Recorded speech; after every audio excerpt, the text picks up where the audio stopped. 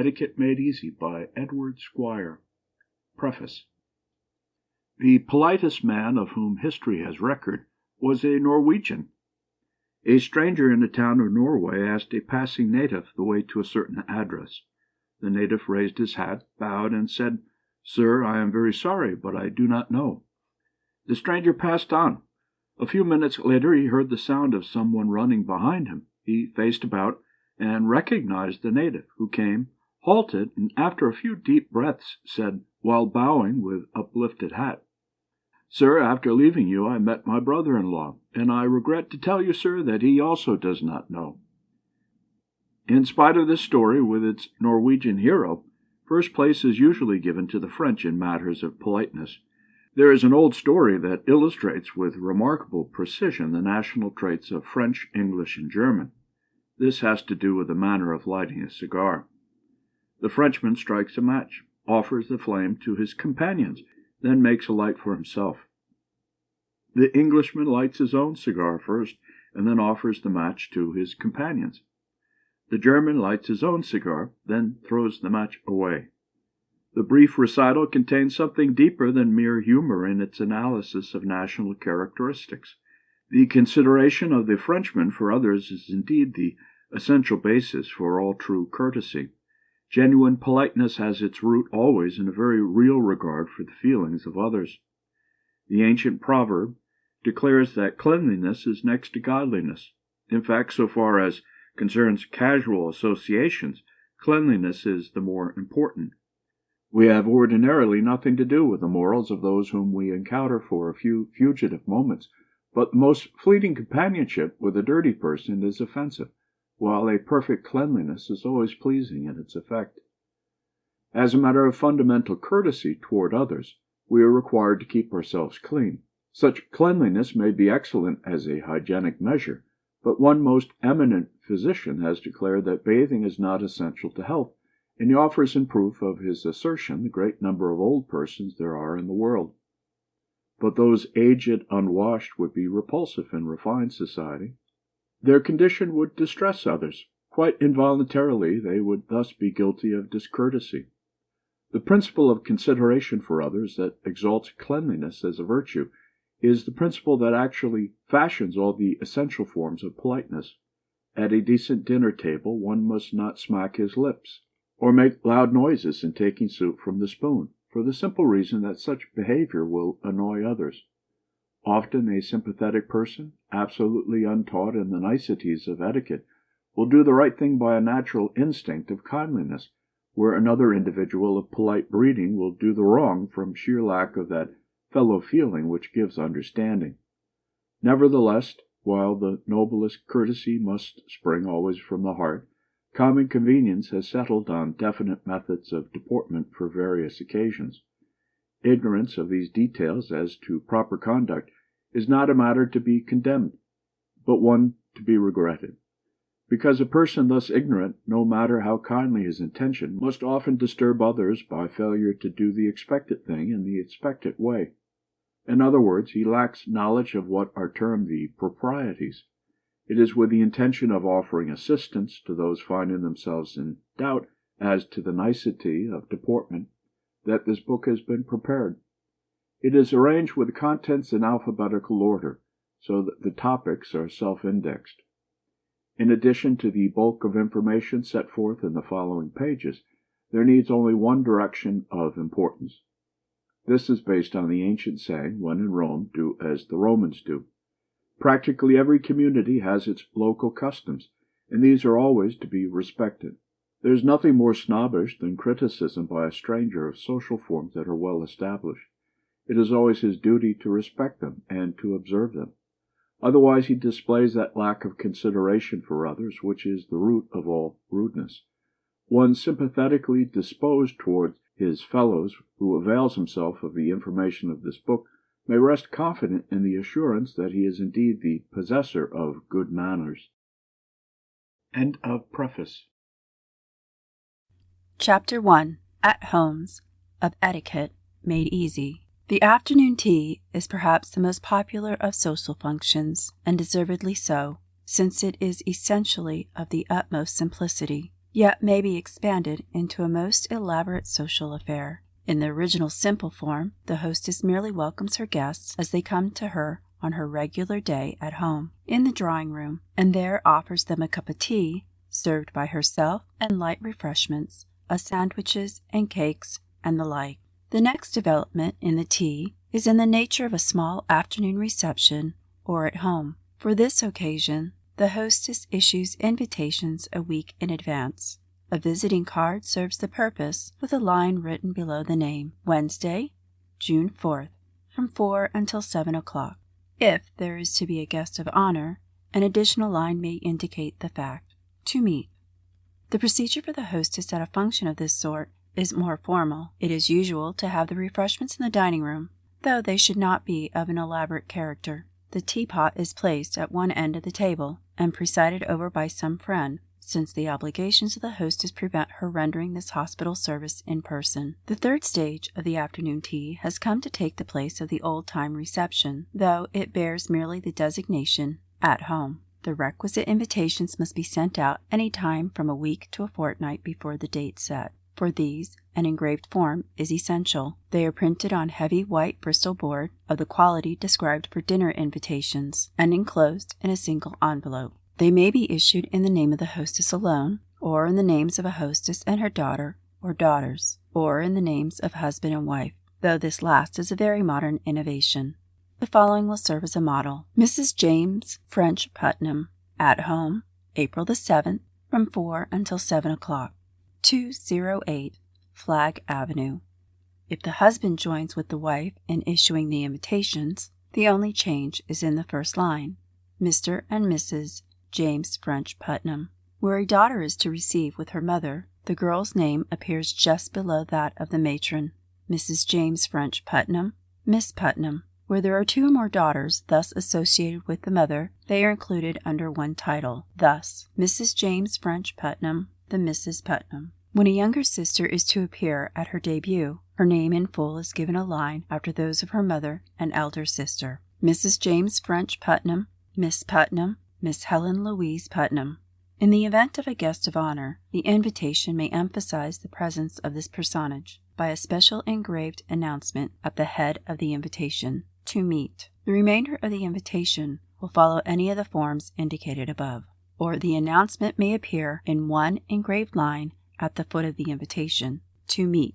At a reception of this character, the hostess is obliged to remain on duty near the door of the drawing room throughout the hours set, but a husband and daughter receiving with her, though expected to join her in receiving the guests at the outset and for a considerable time afterward, is not so rigidly held to the one place, but after a time may properly move about among the guests with hospitable intent. But a debutante must remain at the post of duty with her mother throughout the whole time. In the recent years, there has developed a pleasant custom by which the debutante invites a number of her young friends to join her in receiving the other guests. It is usual to entertain these at dinner after the reception. The refreshments for an occasion of this sort are served in the dining room with servants in attendance. Tea is poured at one end of the table and perhaps chocolate at the other, while a bowl of punch is commonly at hand. The refreshments are of the buffet variety, but they may be as rich and varied as the hostess chooses. At such functions in the city, it is usual to lay a strip of carpet from the house door to the curb, and an awning raised over this offers protection to the guests in inclement weather. Where the list of guests is long, a liveried servant at the curb not only opens the doors of the motors, but also issues checks by which the cars may be summoned for the departure of the guests. A butler opens the house door as the guest approaches, and gives directions as to the dressing rooms. Another liveried servant at the door of the drawing room announces each guest by name to the hostess. At such affairs, both hostess and women guests wear what is properly termed a reception gown, that is to say, one of elegance and richness, with a train if the prevailing mode permits, but not décolleté or sleeveless. Hats of a character harmonious with the gown are worn throughout the function, as are gloves. The men wear black frock coats and gray striped trousers, with either a black waistcoat or a fancy one according to choice. While he leaves his coat and hat in the dressing room at such formal affairs, a man retains his gloves, either keeping the left glove on the hand and carrying the other, or carrying both. The right hand must be bare. Each woman guest leaves on a tray provided for that purpose in the hall a card for her hostess, and one for each of any other woman receiving. She may also leave similarly cards of any other woman member of her family who has been invited but does not attend. The man leaves a card for his host if there is one, in addition to those for the ladies. No reply is necessary from one invited to such a reception, either of acceptance or of refusal. The presence of the guest is deemed a sufficient answer. In the event of non-attendance, the guest must be at pains to send cards, and these should be so timed in the sending that they will reach their address on the day of the at home, preferably in the afternoon.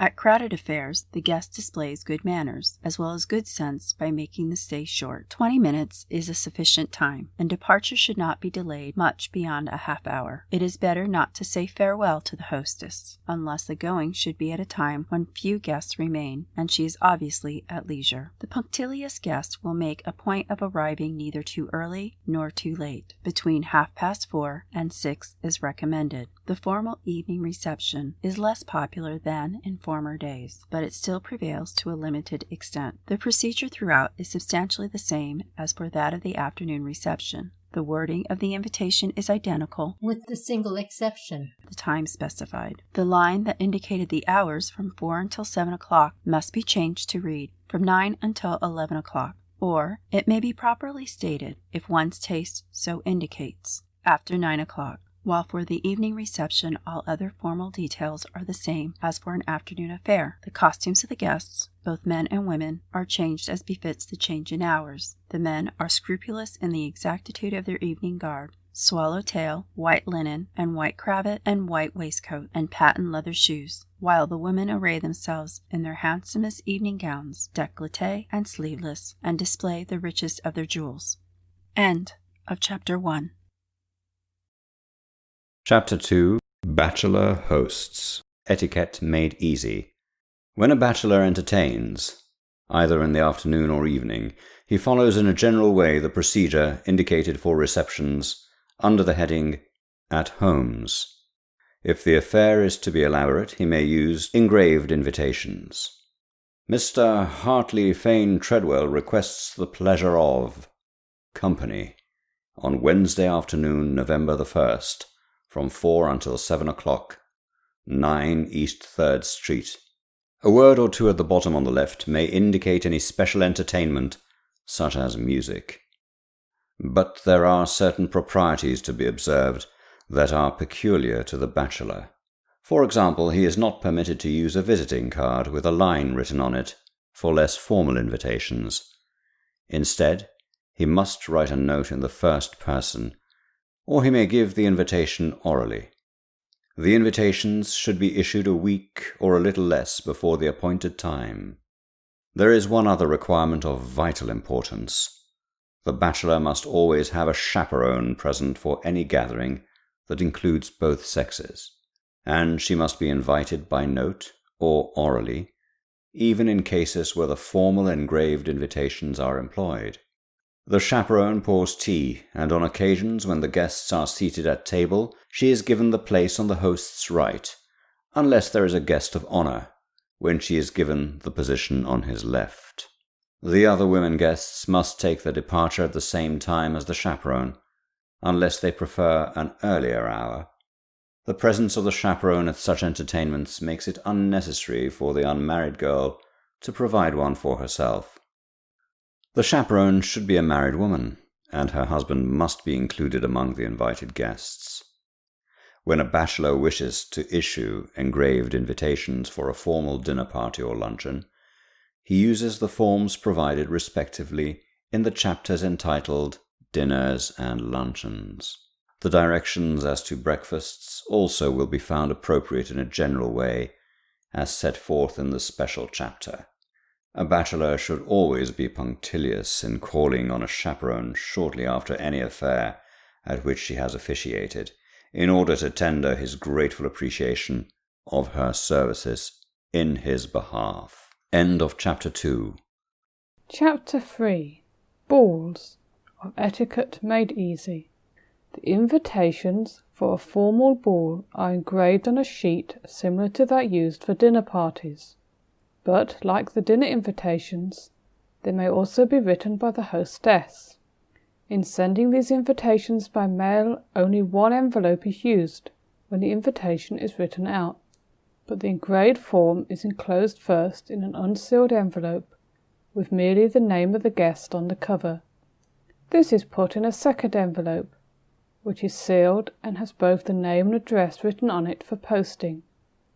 An engraved invitation, however, when delivered by a messenger, requires only a single envelope, sealed.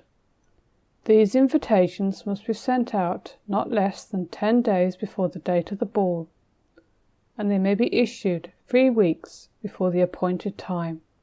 The accepted form may be either of those following: Mr. and Mrs. George Wheatley request the pleasure of your company on Wednesday evening, April the 2nd, at 9:30. Dancing, 71 Hamilton Place. Mrs. George Wheatley, Miss Wheatley, at home, Tuesday, April the 9th, at 11:00. Dancing, 71 Hamilton Place. It is permissible to write the initials RSVP below the word dancing. In place of dancing, the word cotillion may appear, if the whole evening is to be devoted especially to this dance.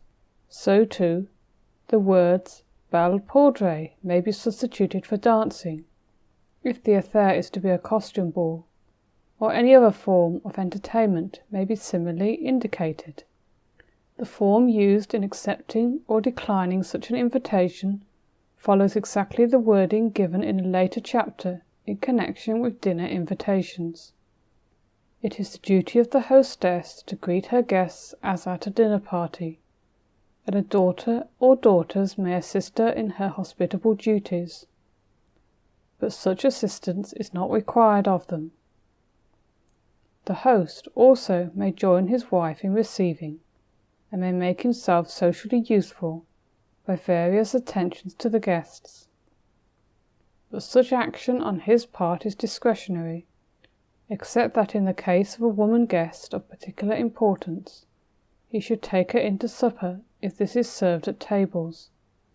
Where a buffet supper is served, it is fitting that he should escort various guests from time to time. It is not always necessary to invite mothers or chaperones to a private ball, and in that case a girl may be sent with a maid to accompany her. When the mother receives an invitation and accepts it, she may choose not to remain, but to leave after entrusting her daughter to the care of the hostess or some other friend. At elaborate dances, the supper at midnight is served on small tables at which the guests are seated. The buffet supper is popular on account of its convenience, since the guests select whatever pleases them at any time. Unlike the rule as to dinners, there is no obligation for prompt arrival on the ball guest. Likewise, the guest may leave at any time. It is not necessary to seek the hostess for a farewell, but if she is near, she should be addressed with appropriate phrase in appreciation of the hospitality that has been enjoyed. A girl at a ball usually establishes herself in a seat by her chaperone, to whom she returns according to her convenience after dancing. It is perfectly proper for her, if at any time she wishes to be rid of a partner, to ask that he accompany her back to this seat besides her chaperone. Evening clothes are essential for the male guest at a ball, and the wearing of white gloves is obligatory. A careful man is very likely to provide himself with an extra pair.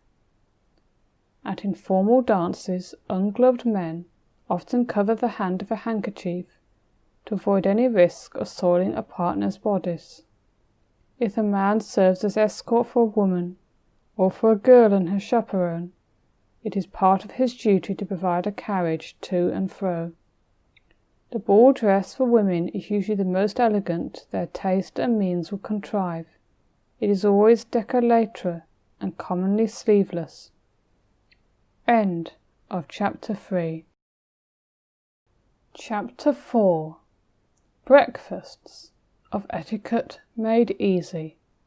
A hostess may use her visiting card for invitations to breakfast, simply writing on it below her name. Breakfast at 11 o'clock, April the 4th. A more formal affair may have an engraved invitation on paper, similar to that used in the case of dinners. This would have the following form: Mrs. George Vinton Fawn requests the pleasure of company at breakfast on at o'clock, 11 Green Street. Or the hostess may, if she prefers, write a brief note of invitation in the first person. Whatever form is employed, the invitation should be sent out a full week or little more before the date set for the breakfast. The answer to such an invitation should be sent promptly, whether in acceptance or in refusal. The form is identical with that for dinner invitations, except that the word breakfast is substituted for the word dinner. Where the invitation is a note written in the first person, the answer must follow the same style. A breakfast of the more informal sort, with no more than 8 or 10 guests, may begin as early as 10 o'clock, but a later hour is preferred for very ceremonious affairs, with noon most esteemed as the hour. Grapefruit is usually served with finger bowl accompaniment, and a meal that follows may be as simple or as elaborate as the taste and resources of the hostess dictate. Usually, both sexes are included among the guests at a breakfast. The women remove their gloves after taking their places at table, but not their hats. Veils may be removed entirely, or pushed up out of the way, according to the wearer's choice. The guest should remain at least half-hour after the conclusion of the meal, but not longer than an hour, unless justified by exceptional circumstances. Frock or cutaway coats are worn by the man, an afternoon dress by the women. The costumes for a 10 o'clock breakfast should be somewhat plainer than for one at the more formal hour of noon. End of Chapter 4. Chapter 5. Calls of Etiquette Made Easy. Formal calls are to be made in the afternoon, between 3 o'clock and 5:30. If a hostess has a day at home, formal calls on her should be made on that day. It is well also so to time visits for congratulation, or to return thanks for any hospitality or the like, as to have them also fall on the day at home. Usually, a due attention by visitors to this set time for calling is appreciated by a hostess.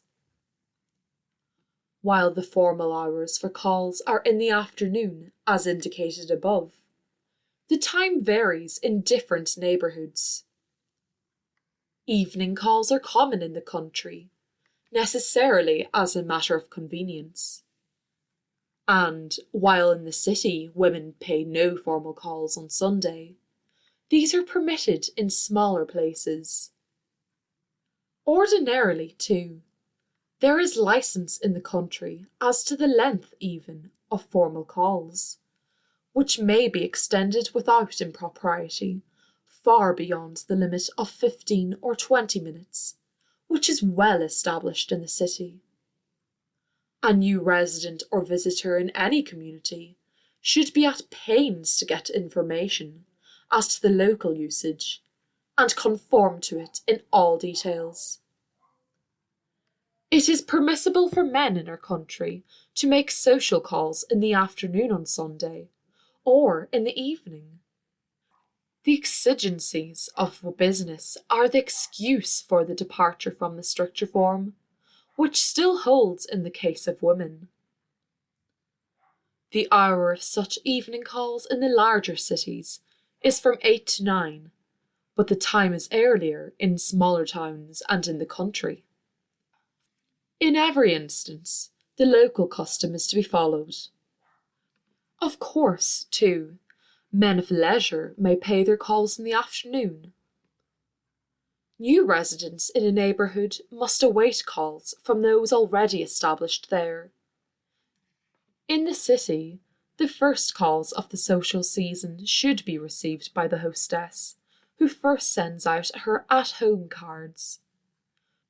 Where women have met out of town and wish to continue the acquaintance in the city, the unmarried woman should call on the matron, or one who is under any obligation for hospitality should make the first call. Unless a distinction be drawn for some such reason, either may properly pay the first visit. It is notorious that in the large cities there is no welcome for the newcomer from the dweller next door or across the street. The conditions of city life justify such aloofness.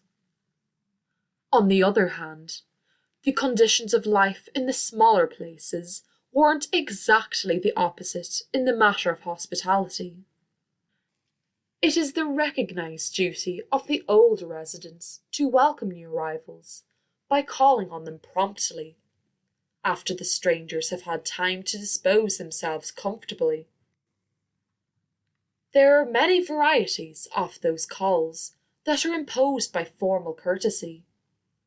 Thus, in the matter of weddings, it becomes the duty of anyone who has taken official part in the affair, such as a bridesmaid or a best man, to call on the mother of the bride within a few days after the marriage ceremony, and also to call on the bride immediately after her return from the honeymoon trip. The likely duty devolves on invited guests to a home wedding, to a wedding reception, and to a wedding breakfast. A similar formal call should be paid to the hostess by each guest at a dinner, or breakfast, or other special entertainment. Such a call must be made within 2 weeks. The obligation is the same even in cases where this invitation has been declined. As to the returning of calls, such visits should be made on the day at home, if there is one, and otherwise at a suitable time according to the social usage of the neighbourhood within a fortnight. But this ruling applies properly only to the return for a first call. Afterward, a longer or shorter interval may elapse between visits, according to the desire of the parties concerned. A former acquaintance may be maintained merely by an annual exchange of calls.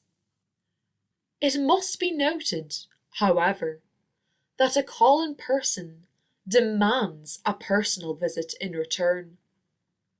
The formal leaving of a card at the door does not suffice.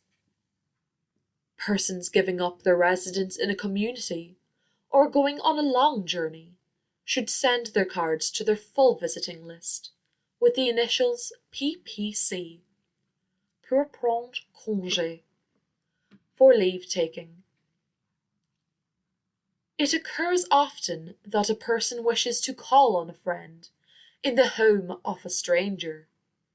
Such a call is permissible, but the visitor should ask for the hostess as well as the friend, and leave a card for her. In the matter of initiative, it is fitting that an elder woman should invite a younger to the exchange of cards and calls, and that the matron should thus invite the maiden.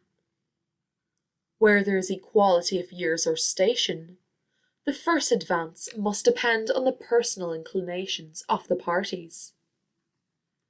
The proprieties in reference to calls between women are thus seen to be simple enough. There is more complexity in the procedure when it has to do with the calling of men on women. It is not deemed proper for a young unmarried woman to invite calls from men, Such visits on their part are left to the discretion of the mother or chaperone. But undoubtedly, the debutante will see to it that mother or chaperone does not fail in her functions. As to the older women, and those married, there is some variation locally in the polite usage. Sometimes the woman feels it her privilege to invite the man to call, without awaiting solicitation on his part. Sometimes she requires that the advance should be on the part of the man, in the form of a request for permission to visit her. If any person requires that a definite time should be given for the emancipation of a girl from the social dominance of her mother or chaperone, it may be set at about the 25th year, after which time a young woman is theoretically fitted to decide for herself as to who her visitors shall be. A young woman of sensibility will be extremely chary of her invitations to men, and very sure before extending them that they are really desired. If at any time a man fails to avail himself of such an invitation, her self-respect will not permit her to repeat it. The strictness of the above rules of conduct has been greatly relaxed in the case of the average American girl, who democratically insists from the outset of her social career on her own choice in the matter of acquaintances and friends. But even this laxity does not permit an invitation to a man on the first meeting. Such haste is neither good form nor ordinary prudence. In a consideration of formal calls, it should be noted that in practice, the offices of the wife are commonly accepted in her husband's behalf, by her leaving his card when she pays her dinner call, or the like. The exigencies of business are supposed to justify this vicarious method. While it is proper for a woman to call upon a man for business reasons, social calls are forbidden. Calls of condolence, except where there is an intimate friendship, are properly made by leaving a card. The expression of sympathy is usually best made by a brief note. Calls of congratulation may be made by acquaintances of both sexes on a woman who announces her engagement to be married. Calls following the announcement of a birth are expected by the mother from the women of her acquaintance. The day at home is such a social convenience that it is popular, not only in the cities, but in many smaller towns. It is usually set for one afternoon in the week, sometimes for an afternoon each 2 weeks during the social season. The day should appear on the visiting card. The hours for entertaining on the day at home are from 3 until 6, but this period is frequently extended for another hour. The hostess should devote herself assiduously to her guests, and should provide some light forms of food and drink. Usually, tea is served. Sufficient notice is given of the day at home by sending out the visiting cards at the beginning of the season. One advantage of the day at home is that it justifies the hostess in not receiving casual callers on other occasions. It is the duty of the hostess to meet and address each guest with a handshake. "How do you do, Mrs. Smith? I am so glad to see you," or a similar phrase, should be used in greeting each arrival. She should also introduce strangers to other guests nearby. She should not leave the reception room to make her farewells to departing guests, unless in case of some person of particular distinction. "Good afternoon, Mr. Brown. I shall hope to see you again very soon," or the like, affords a sufficient form of farewell. If the husband is present during his wife's at home, he should undertake to second her hospitable efforts to the best of his ability, showing attention to any requiring it. A woman caller does not remove her gloves or veil, or even her wrap, unless it is a heavy one, but rubbers and umbrella and any heavy outer garment should be left in the hall. For a man, formal politeness permits the carrying of both hat and stick into the drawing-room, but this rule is today more honoured in the breach, than in the observance, and 2. The right hand at least is usually ungloved. The hat and stick, when carried, are held in the left hand, and should be retained throughout the call, though it is permissible to put them down on the floor beside one, for greater convenience when taking refreshments. When the day at home is of a formal sort, the women do not exchange kisses in greeting, and the gloves are not taken off even when tea is drunk. End of Chapter 5. Chapter 6. Cards. Of Etiquette Made Easy. Visiting cards are of 3 sizes, which remain practically the same year after year. The largest is that used by matrons, while that of the unmarried woman is a very little smaller, and that of the man much smaller. The present style as to materials favors a polished bristled board that is white and substantial without being too heavy. This should be printed from an engraved plate in black ink. The lettering may be a running script or Old English. Under no circumstances should a woman's card carry any prefix other than Mrs. or Miss, but one or the other of these invariably appears. This rule does not apply in the case of professional women, who may wish a distinctive card for business purposes, with its prefix of Doctor or Rev. Such a card would also carry the address in the lower right-hand corner, and perhaps office hours in the lower left-hand corner. But even the professional woman requires the plainer form of card for social purposes. There is a tendency at present to give the name in full on the card. For example, Mrs. John James Smith or Miss Maud MacArthur. It is permissible for the senior matron of a family to use only the family name on her card with the prefix. For example, Mrs. Fuller. It is more common, however, to omit the Christian name of an eldest daughter who is unmarried. Miss Fuller. The other daughters require the Christian name on their cards. Miss Mary Fuller. Miss Gladys Fuller. The tendency in this country is strongly against the omission of the name in either of the above cases. Although it is perfectly correct as a social usage, it is opposed to the spirit of our institutions. There is some variation in the use of the name on the card in the case of a widow. It is within the woman's choice whether she will continue to use the Christian name of her husband on the card, or will put her own in place of it. In other words, she may use the same cards after the death of her husband, as before if she prefers, or she may follow the Mrs. with their own Christian name.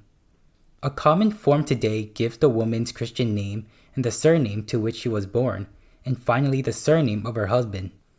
A present vogue permits also the use of only the 2 surnames, without the Christian name. Thus, Mary Brown marries James Robinson. The husband dies, and the widow changes her visiting cards, which have read Mrs. James Robinson, so that they now read Mrs. Mary Robinson. Then presently, she grows ambitious socially and has her cards changed to read Mrs. Mary Brown Robinson. Soon, she seizes on a newer style and again changes her card in accordance with it to read Mrs. Brown Robinson. It should be noted that the variations in cards practiced by widows are used also by divorced women, and when a divorcee resumes her maiden name, she properly uses with it the prefix Mrs., not Miss. As a matter of strict propriety, a girl during her first social season does not formally use an individual card. Her name appears below that of her mother in the same lettering. When making calls unaccompanied by her mother, the latter's name is crossed out with a pencil mark. Where 2 daughters of nearly the same age are concerned, both are included on the mother's card by the words, the Mrs., followed by the family name. The above details are applied especially to a debutante in the first season. Afterward, a young woman uses her own individual card when calling alone, but this card should not carry on it the day at home. The at-home statement appears on the mother's individual card. It is given also on the card combining the names of mother and daughter. The combination card may with correctness be frequently used in appropriate circumstances until the daughter's marriage. The notice of the day at home is placed in the lower left-hand corner of the card. Only the day of the week is given, or with such qualifications as may be required if the at-home day is not of weekly recurrence. The hours should not be specified unless they are a distinct variation from the customary time, between 3 and 6. In addition, a time limit to the at-homes may be specified, thus, Fridays until March. Of course, the beginning is set for any individual by reception of the card. A married woman finds frequent use for a card in combination with her husband, though this by no means takes the place of her individual cards, and, while it bears the address in the lower right-hand corner, does not usually give the at-home day. This card may properly be used for those formal occasions in which her husband is concerned. For example, it may fittingly accompany a gift from husband and wife. It serves also for announcing a marriage with the residence of the bridal couple. A man's visiting card always carries the prefix Mr. The single exception to this is when Junior follows the name. The name is commonly given in full, but it is permissible to use only the initial of the middle name. It is strictly proper for the male head of a family to use only the family name on his card, preceded by Mr. Thus, the head of the Smiths, could he be located, might use on his visiting card merely Mr. Smith instead of Mr. John Smith. The home address appears in the lower right-hand corner of the card, and a bachelor may add also the name of a club in the lower left-hand corner. The business address, of course, should never appear on the card used for social purposes. Likewise, a day at home should not be given by a bachelor even though he may entertain regularly. It is a safe rule to avoid titles on the visiting cards of men as of women. The only exceptions are in instances little likely to concern the average reader of this book. Such instances are afforded by the President of the United States, the Vice President, ambassadors, the higher judiciary, Army and Navy officers, clergymen, and physicians. The custom in the Army, however, forbids any prefix except plain Mr. to an officer below the rank of captain. In the case of all officers, the nature of his command is properly stated in the lower corner of the card. Lawyers and physicians should have only the home address on the card used for social purposes. Another card with the business address should be used for business purposes. But doctor is properly used by the physician in place of Mr. on his visiting cards. Likewise, a clergyman uses Reverend, or its abbreviation Rev, on all his cards, which are commonly identical for both social and professional uses. The letters indicative of degrees are not given after the name on the visiting card, though a single exception is sometimes made by clergymen who omit Rev before their names and, in lieu of it, uses DD following the name. When it becomes necessary, for any reason, to write one's name on a visiting card, the prefix Mr. should be given, following the ordinary form of the engraved card. Care should be taken in the case of mourning cards to avoid a too ostentatious parade of grief by an unduly broad margin of black. Somewhat less than a half-inch is permissible for a widow's card, and, after the first year, it is well to have this width reduced. Often, other reductions in the size of the border are made at intervals of 6 months, as long as the period of mourning continues. The card of a widower must carry a border proportionately narrower, as its size is smaller than a woman's card, but the decrease in width is made after the same manner. When a woman elects to remain in mourning permanently, the narrow black border may be retained throughout her lifetime. It is not customary to make variations in the mourning border for the commemoration of persons other than husband or wife. For these, a fitting width is about a 1/12 part of an inch, which remains the same throughout the period of mourning. When a call is made on a day at home, the card or cards are commonly left in the hall on a tray placed for that purpose. A married woman calling on the at-home day of another married woman for the first time in the season leaves her own card and 2 of her husband's cards. But in later, calls on the at-home day she leaves her card and the 2 cards of her husband's only when the call acknowledges entertainment offered to them by the hostess. There has been considerable simplification in recent years as to the leaving of cards.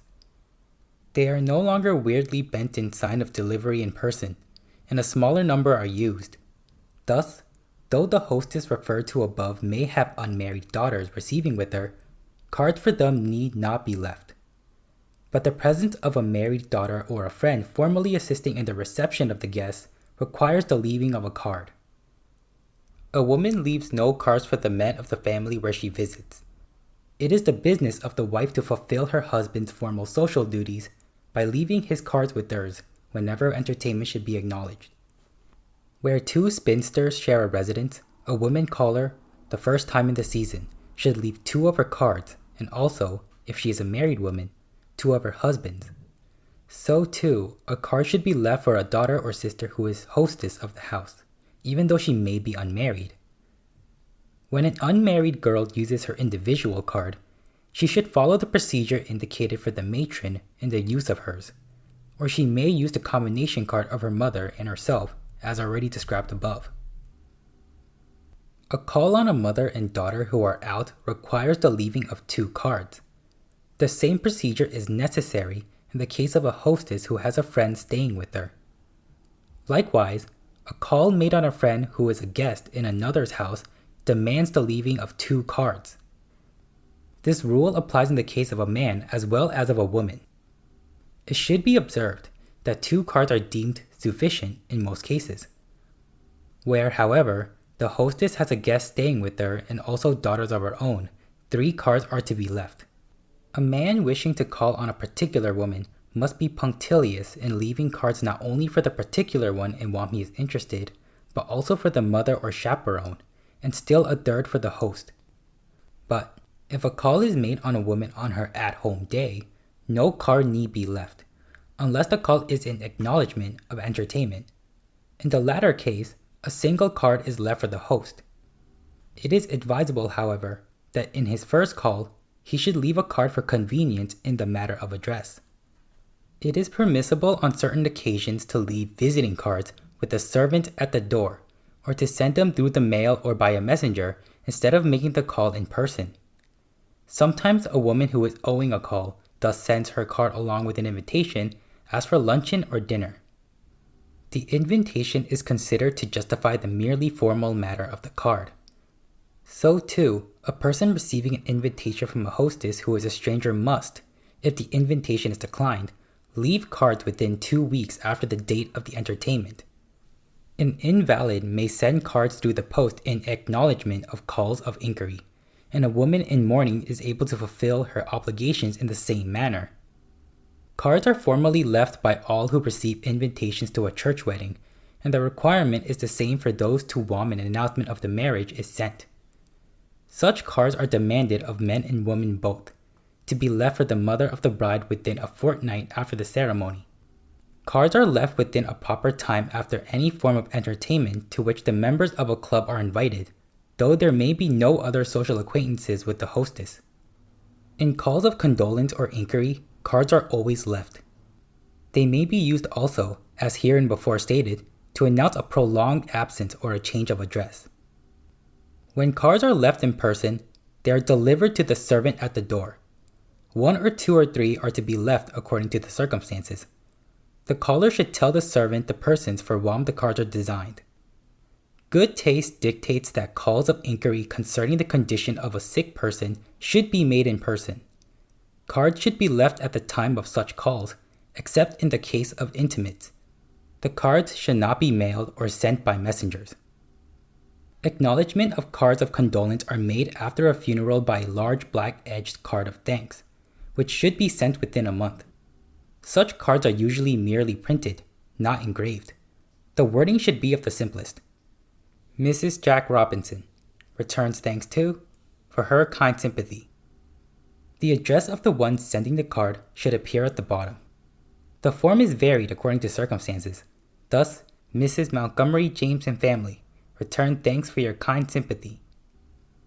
Some persons prefer to leave their visiting cards with the mourning border on those to whom acknowledgement is due, instead of sending the special card by mail. Personal calls, however, are not made by those in mourning within 3 months at least of the time of the funeral.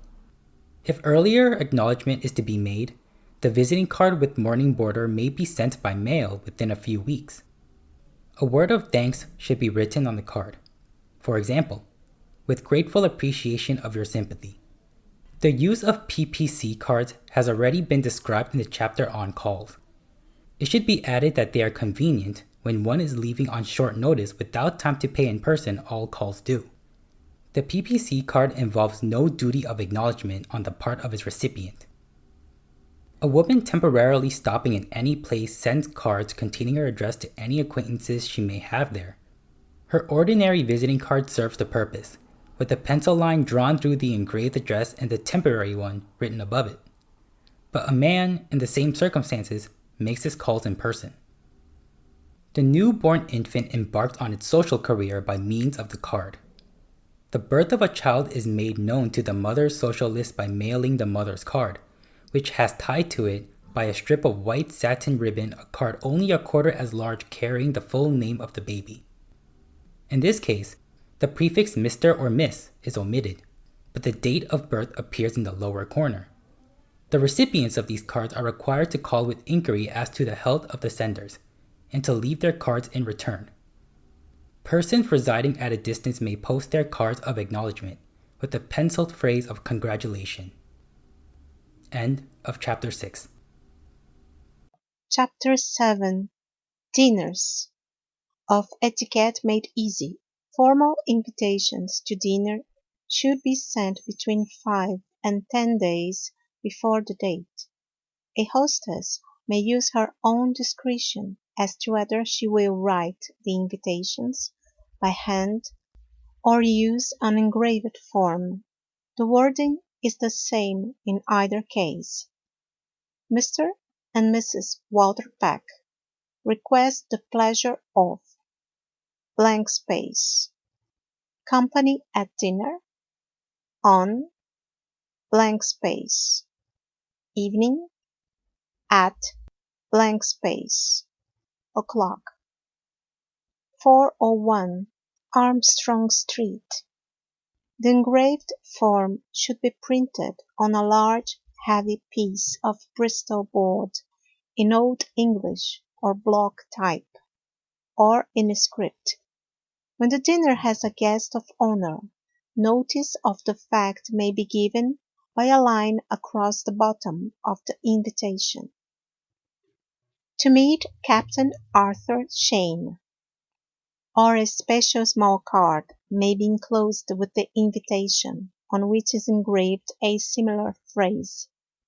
When the affair is of extraordinary importance, the form of invitation may dignify the purpose by announcing it at the outset. To meet the Bishop of Albany, Mr. and Mrs. William Astor request the pleasure of blank space. Company at dinner on blank space. Evening at blank space. O'clock. 401 Armstrong Street. For dinners to which only a small number of persons are invited, and these mutually acquainted, the formal mode of invitation is not required. A simple note is sufficient. 31 Hamilton Place, March 7th, 1919. My dear Mrs. Robinson, will you and Mr. Robinson, if disengaged, give us the pleasure of your company at dinner on Friday, the 13th, at 7:30? Yours sincerely, Edith MacArthur. This form may be varied according to the taste of the writer, and the degree of intimacy with the person to whom the invitation is sent. When it becomes necessary to invite someone to take the place of a guest who is unable to be present, this late invitation should not be of the formal sort, but should be contained in a note frankly explaining the circumstances. Such invitations, of course, are never made to merely formal acquaintances. The custom formerly prevailed of writing the initials R.S.V.P. on the dinner invitations. The initials of the French words Répondez s'il vous plaît. Reply if you please. But this usage has lost favor. An invitation to dinner demands an immediate answer, either accepting or declining. The invitation cannot be accepted conditionally, nor can the decision be delayed. The form of reply should be as simple as the form of the invitation. 17. North Street, April the 30th, 1919. Mr. and Mrs. Sloane Porter. Accept with pleasure Mr. and Mrs. John Morehouse's invitation to dinner, Tuesday evening, May the 6th, at 7:30. For a declination, the following form may be used. 17. North Street, April the 30th, 1919. Mr. and Mrs. Sloane Porter regret that their absence from the city must prevent their acceptance of Mr. and Mrs. John Morehouse's invitation to dinner on Tuesday evening, May the 6th, at 7:30. The invitation in the form of a note is answered similarly by a note. Thus, 42 Chestnut Street, April 30th, 1919. My dear Mrs. Morehouse, it is with much pleasure that I accept your kind invitation to dinner on Tuesday evening, the 6th, at 7:30. Yours sincerely, Helen Potter. A declination should state a courteous reason. All such answers are addressed to the hostess alone. If she is married, the husband is nevertheless omitted from the address.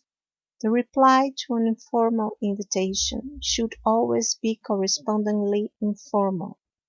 For a formal dinner, there should be an even number of guests, 8 or 10, or more, with the sexes evenly divided. Either a round or square table will serve, but it should be large enough to accommodate all the party without crowding. A pad should cover the table. The white cloth over this should be so large that the corners reach nearly to the floor. A folded napkin is placed on each plate, with a roll or piece of bread laid within it. 3 forks are laid to the left of the plate, with the prongs up.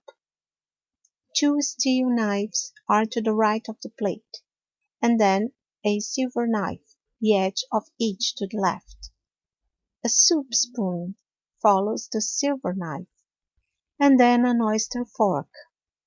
Other utensils are sometimes added, but are not necessary. A goblet for water is placed before the knives. With it are grouped whatever wine glasses may be required. A small card lying on the napkin carries the name of the guest to be seated here. When dinner is announced, the host offers his arm to the woman who is to sit on his right, and leads the way to the dining room. Already, in welcoming the guests, the hostess has made known the dinner partners, introducing them when necessary. These now follow in pairs to the dining room. The hostess brings up the rear. The guests find their places by the cards.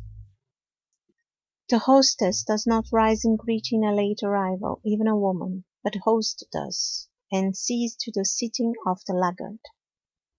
It has long been the custom for the ladies to leave the dining room after the fruit course, and to have coffee served in the drawing room. In such case, the men stand until the women have passed out. Afterward, they seat themselves where they please, and smoking is permitted. The present-day tendency, however, is toward lessening the time of this separation and often doing away with it altogether, especially at less formal dinners, which otherwise follow an essentially identical routine. Both host and hostess must say farewell, standing, with a hand clasp, to each guest. As for the guest, his first duty is to arrive exactly on time. 15 minutes of delay is the limit. On ceremonious occasions, the hostess writes a lady's name on a card and places it in an envelope. This is given to the male guest on his arrival by a servant, and from it he learns the identity of the one he is to take in to dinner. When the dinner is announced, he offers his arm and escorts the woman into the dining room, where he pulls out her chair and stands until she is seated. It is permissible for dinner partners, after the opening courses, to give some attention to their other immediate neighbors. A guest is free to leave at any time after the conclusion of the dinner. Usually an hour is long enough to remain after the meal is ended. In taking leave, the guest must express a courteous appreciation of the hospitality that has been extended. I am under deep obligation to you, Mrs. Johnson, for a most delightful evening. This or any similar pleasant phrases of gratitude will serve. The words of appreciation should be particularly addressed to the hostess always. Evening dress is required for all guests at a formal dinner. For men, the regulation swallow-tail is imperative. The wearing of a dinner jacket is not allowable on any occasion of ceremony. End of Chapter 7. Chapter 8. Garden Parties of Etiquette Made Easy. Garden parties are probably destined to grow in popularity in this century, for they offer one of the simplest and most pleasant forms of entertainment during those seasons when the outdoors is attractive. For such an affair, the hostess sends out invitations about 10 days beforehand. These may be engraved on white Bristol board, in which case either one of two forms is permissible. Mrs. Melville Stratton, at home, Friday afternoon, April 3rd, from 4 until 7 o'clock. Garden party, 9 Park Square. Or, Mrs. Melville Stratton requests the pleasure of company on Friday afternoon, April 3rd, from 4 until 7 o'clock. Garden party, 9 Park Square. If less pretentiousness is preferred for the occasion, the hostess may merely use a visiting card. Below her name she writes, Garden party, April 3rd, 4 to 7 o'clock. Still a third method of issuing the invitations is by means of a short note, written in the first person. The formal engraved invitation demands a prompt reply, written in the third person. An acceptance might properly take this mode of expression. Mr. and Mrs. Clinton Brewster accept with pleasure Mrs. Stratton's kind invitation for April 3rd, 30 Abernethy Row, May 25th, 1919. A refusal might be in the following form. Mr. and Mrs. Clinton Brewster regret that a previous engagement prevents their acceptance of Mrs. Stratton's kind invitation for April 3rd, 30 Abernethy Row, May 25th, 1919. When the invitation is by means of the visiting card, an answer is not obligatory. Yet it is well to acknowledge this form of invitation, also, by sending a short note written in the first person, either accepting or refusing. Of course, when the invitation itself takes the form of a note, the answer should follow the same style. It is part of the duty of the hostess to put her house in order, as well as the grounds. The guests on arriving may, in many cases, go within before greeting the hostess, to lay aside wraps or heavy veils. Moreover, weather conditions may make it necessary to seek shelter indoors. It is often convenient also to have the refreshments set out on the porch. These should include hot and cold tea, punch or claret cups, cakes, sandwiches, salads, fruits in season, and the like, which are partaken of by the guests according to their pleasure. Or a marquee may shelter the refreshments, a tent roof set up in any desired place on the lawn. The hostess receives her guests on the lawn. She wears an afternoon gown suitable for the season and a hat, but if she prefers, she may leave off the hat and use a parasol in its stead. The women guests, too, wear their most effective afternoon gowns and also hats and veils and gloves, which are not taken off. The men may wear frock or morning coats and silk hats, and this garb is common at garden parties in England. In this country, however, more comfortable clothes are popular, and flannels or other fabrics of light material are favored. Guests leave their cards on a tray provided for that purpose in the hallway of the house. The requirements concerning cards have already been fully explained in the chapters on cards and at homes. After greeting the hostess, a guest must remain for at least 20 minutes and may properly continue on throughout the whole afternoon. Discretion should be used in the matter of saying farewell. It should be omitted if the hostess is occupied. If she is free, goodbye may be spoken, and with it a phrase in appreciation of the hospitality. End of Chapter 8. Chapter 9, House Parties, of Etiquette Made Easy.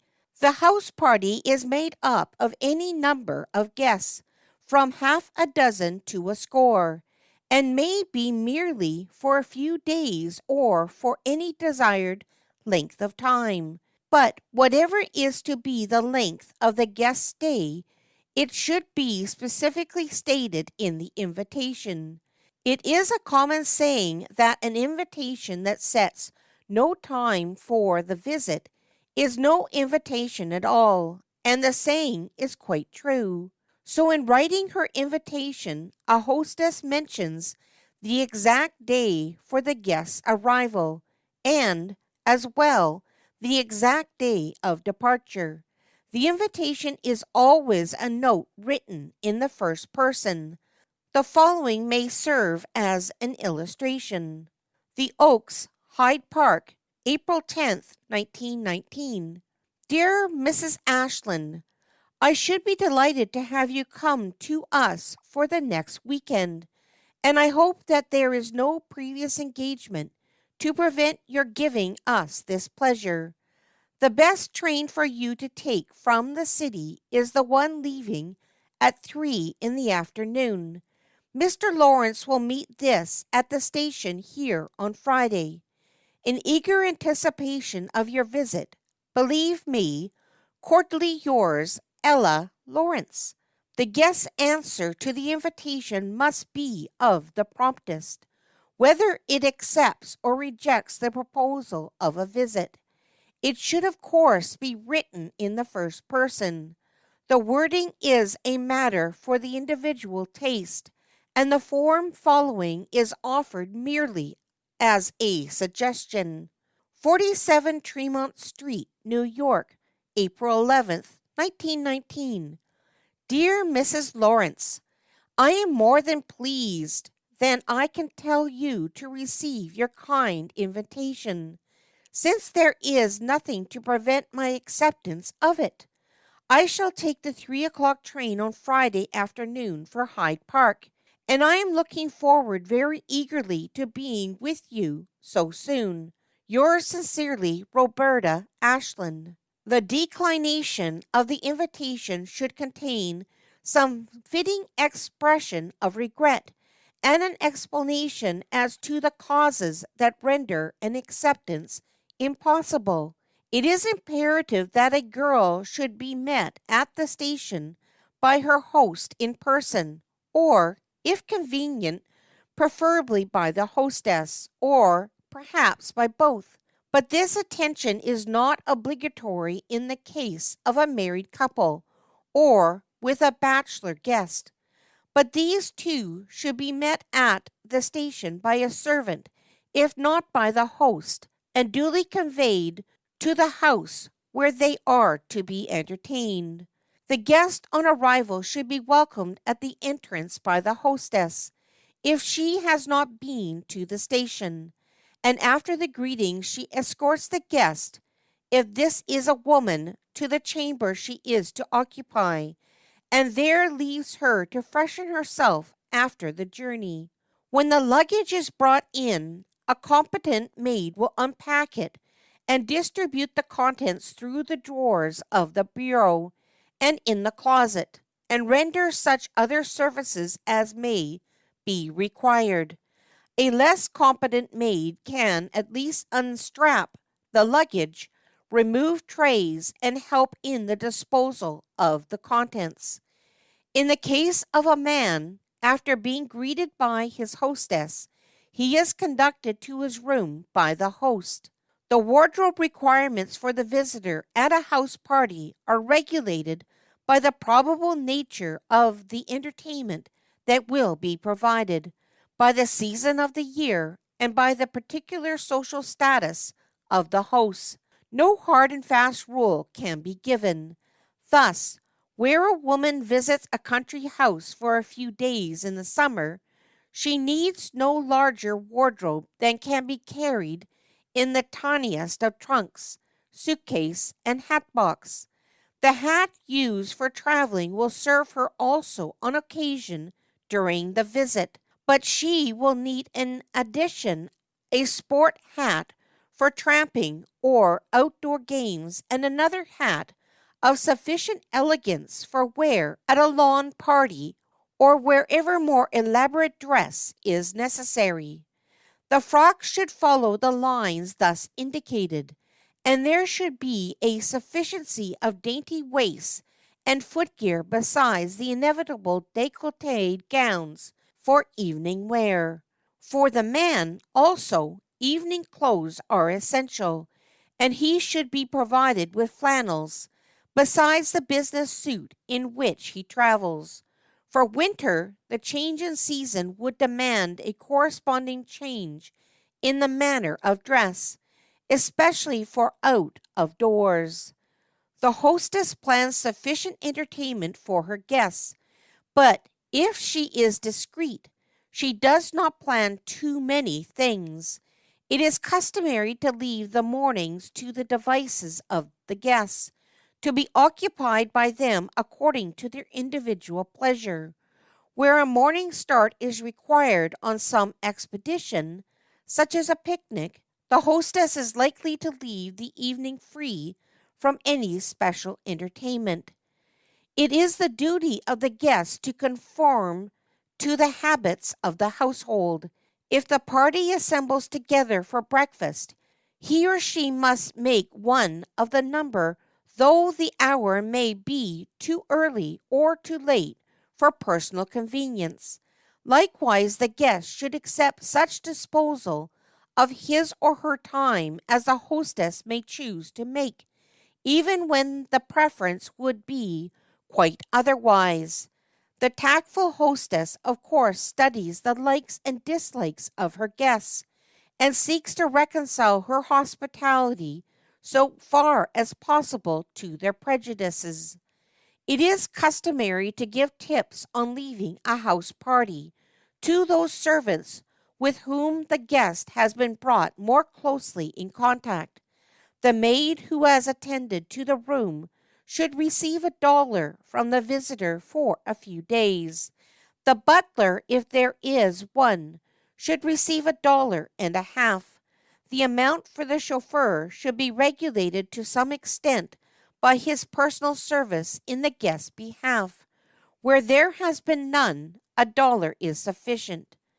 These figures are applicable in the cases of unmarried women and bachelors, although the tendency of the latter is to give more. The sums named, however, are regarded as acceptable by the servants themselves.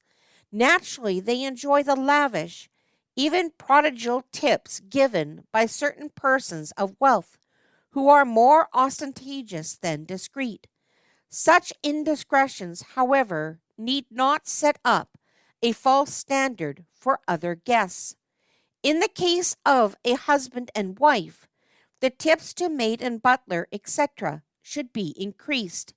It is usual for the wife to tip the female servants, while the husband satisfies those of his own sex. When the care of the guest's shoes devolves on a house boy, he too should be remembered with $0.50. The male guests frequently give a tip of $1 or more to the cook. It is the duty of the hostess in the case of a woman visitor to bid her farewell in person. even if this should necessitate arising at an unpleasantly early hour. But in the case of a man's leaving thus early, it suffices if she makes her farewell the night before. It then becomes the duty of the host to attend on the guest for the breakfast and departure. In about a week after such a visit, the guest should write a note to the hostess, expressing warm appreciation of the hospitality thus enjoyed. It is also permissible for the guest to send a gift that is not too costly, such as a book, or any simple thing that may serve as a token of remembrance. But this is in no wise obligatory, and in fact, good taste is likely to prevent the bestowal of such a gift in most cases. There could hardly be anything less satisfactory to a hostess than a string of such souvenirs from her whilom guests. Where the visit is a very short one, less than 2 days, it is customary to dispense with the bread and butter letter. End of chapter 9. Chapter 10. Introductions. Of Etiquette Made Easy. Simplicity should always characterize good manners, and this truth applies especially in the matter of introductions. There should be no attempt at fine phrases. Mrs. Smith, let me present Mr. Jones. It is to be noted that the names of both persons concerned are given. They should be spoken with entire distinctness.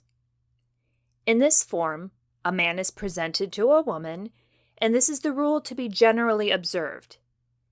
It is admissible for the introduction to contain an expression of the man's wish for it. Mrs. Smith, Mr. Jones desires to be presented to you. Slight variations in the phrasing of these forms are permitted. For example, after saying, Mrs. Smith, let me present Mr. Jones, it is proper to add some such phrase as, he is very anxious to meet you. It is always a mark of courtesy to request a lady's permission in advance of the actual introduction. When introductions are to be made between a woman, who is a newcomer, and an assembly of guests, the newcomer is given the formal distinction of receiving the introductions.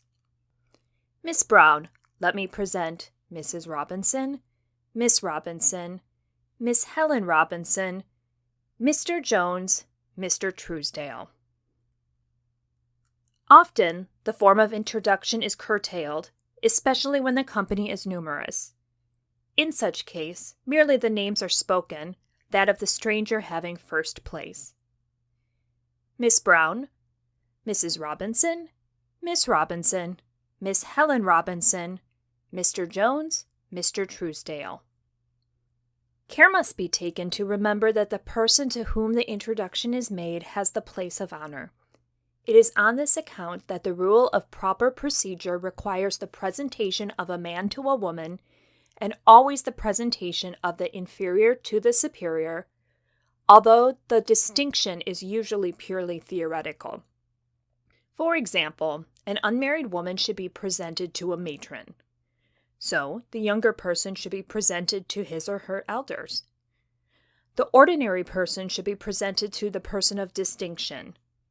Where men or women are of nearly equal age or station, it is safer not to discriminate between them by presenting one to the other. It is merely enough to name them. Mr. Smith, Mr. Robinson, or Mrs. Jones, Mrs. Brown. It is a part of good tact on the part of a host or hostess in making introductions to add a few words of explanation as to some particular interest of each, which may be of assistance to them at the beginning of their conversation. In every instance, the greatest care should be taken by the person making an introduction to pronounce both names with the utmost clearness. Nothing is more annoying than an indistinct mumble that leaves the hearers uninformed. When, for any reason, one fails to understand a stranger's name at the time of introduction, it is permissible to ask it.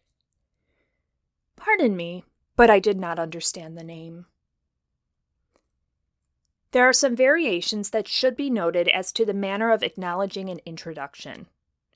In her own home, a woman should offer her hand while saying, "Mrs. Smith, I am very glad to meet you," or any similar phrase of cordial greeting. But such a cordial phrase is not to be used by a woman when a man is presented to her, unless she is the hostess. A man, on the contrary, on receiving his introduction to a lady, should express his appreciation in a courteous sentence. "I am very glad to meet you, Miss Robinson." The tendency today is toward elimination of handshaking by women on the occasion of an introduction, except in the case of a hostess. A slight bow of the head, a smile, and the repetition of the stranger's name are deemed enough. But many women still prefer a less formal manner and give their hand when an introduction is made. It is the duty of a hostess to stand up when receiving an introduction. This applies equally whether the stranger is a man or a woman. But a woman other than the hostess, when a member of a group, remains seated during any introduction to her unless it is one of her superior in age or station, whom she should honor by rising. Otherwise, it is preferable for a woman to stand in acknowledging an introduction of one of her own sex, though she should remain seated when a man is presented to her. In England, it is usual to omit introductions among those gathered in the same house, and guests are expected to conduct themselves as acquaintances without this formality. In our country, however, the custom has not prevailed to any considerable extent, and it is not ordinarily proper for strangers to address each other without having been introduced, even though they are fellow guests. A hostess should introduce all her guests one to another at ordinary dinner parties, luncheons, or breakfasts. But in the case of very large dinner parties, she is required only to introduce those who are to be partners at table, though it is advisable for her to make other introductions to any extent convenient. At the table, however, introductions should be carefully avoided. If the women leave the table before the men, other introductions may be made among them in the drawing room. The men, too, on returning to the drawing room, may be presented to such women as they have not already met. When a hostess receives at home, she should introduce each new arrival to some of the guests who are nearby. If she has an assistant in receiving, each guest should be presented. On formal occasions, it is not her duty to go about among the guests in order to introduce them. The hostess at a large ball follows a similar course of conduct. But in less formal affairs, she should be at pains to see that no guest is neglected, and that each, as far as possible, has a due share in the dancing. It is especially desirable on all formal occasions, such as large balls, for example, that a man wishing to present a friend to a woman should first privately ask her permission. Introductions of a very casual sort should never be taken too seriously. This applies particularly to those made in a public place, such as the street, when a person accompanied by a friend meets an acquaintance, who is a stranger to that friend, and there is a pause for a brief chat. Usually, there is no occasion for an introduction under these circumstances, and if one is made, it may be afterward ignored. As a matter of fact, only a rather extensive conversation between the acquaintances would justify an introduction. Perfunctory introductions of those temporarily associated in a game on the tennis court, or the like, are to be regarded as equally casual, and not of a sort necessitating subsequent recognition. Introductions may be formally made by letter. In such case, the letter should deal exclusively with the introduction. There is no set form, but the following will serve as a sufficient guide to be varied according to personal inclination. Burlington, Vermont, June 1st, 1919. My dear Mrs. Smith, it gives me great pleasure to introduce you to my friend Miss Truesdale, who is about to visit relatives in your city. I shall deeply appreciate any courtesy you may show her. With kindest regards to yourself and Mr. Smith, I am, yours sincerely, Mabel Potter. A similar form will suffice for the introduction of a man, whether to another man or to a woman. Discretion should be exercised always in the granting of letters of introduction, and it is well to write a separate letter giving details concerning the person thus introduced. The letter of introduction itself should be placed in an addressed envelope, which is left unsealed, to be presented in person by the one to be introduced. Instead of a letter, a common practice uses the visiting card of the person making the introduction. In such case, a line is written across the top of the card. Introducing Mr. Russell Elliott. This card also is enclosed within its proper envelope, duly addressed but unsealed, and delivered to the person for whose benefit it is given. It is common for a man to call at the residence of the person to whom the introduction is addressed, and there give the envelope, still unsealed, to the servant, together with his own card. In the absence of the host or hostess, the caller places his own card inside the envelope, which is then sealed and left. A woman never follows this procedure. She places her card in the envelope containing the introduction, which is then sealed, and dropped in the post for delivery. One receiving such a letter of introduction, whether a man or woman, is expected, if the bearer is a woman, to call on her within 2 days' time, and to follow this up with some sort of hospitable entertainment. If, for any imperative reason, a call is impossible, a letter should be written in explanation. The like procedure is followed when both parties are men. But when a man presents such a letter of introduction to a woman, she does not, of course, call upon him, but writes to extend her hospitable offers. End of Chapter 10. Chapter 11. Letters of Etiquette Made Easy. The most troublesome detail in letter writing is the matter of address. It should be noted that there is a distinction between dear and my dear. In our country, the more formal style is with the pronoun, while the pronoun is omitted in writing to friends. A letter to a mere acquaintance begins with the words my dear, but the form of an intimate is simply dear. The usual address for business purposes and to those with whom no social relations are established is dear sir. The plural is used in addressing firms, dear sirs, or the one word gentleman may be employed. In addressing a man with whom social relations are established, the surname is used, preceding it by dear or my dear according to the degree of intimacy. My dear Mr. Hudson, dear Mr. Grant. A woman who is a stranger may be addressed either as Madame or dear Madame, whether she be married or unmarried.